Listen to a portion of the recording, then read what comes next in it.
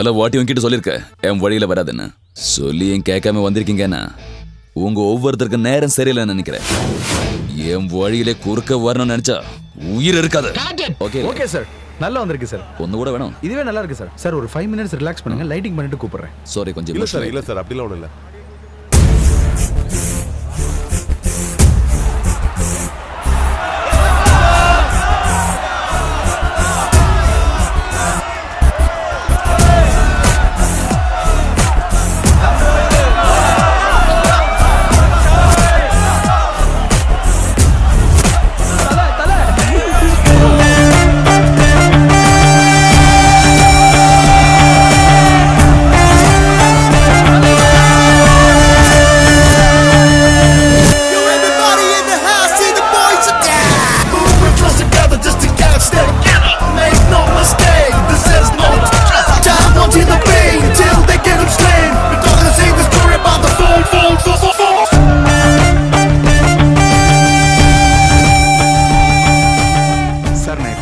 நீங்க 15க்கு அப்புறம் என்ன கூப்பிடுங்க. Okay sir.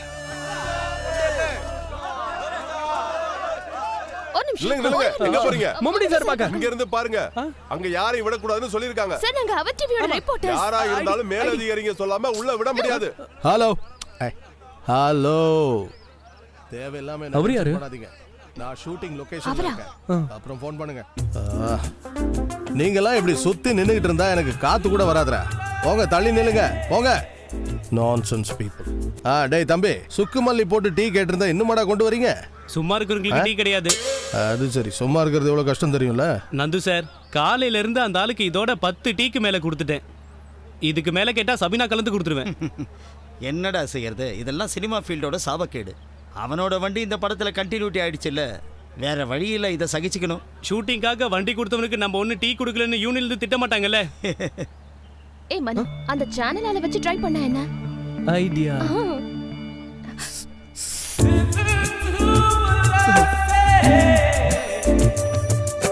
நாங்க ரெண்டு பேரும் அங்க ஒரு அங்க வர. ஹலோ கான்ஸ்டபிள், அந்த டிவி காரங்களை இங்க அனுப்புங்க. இவங்களா? தொப்பைய குறைங்க சார்.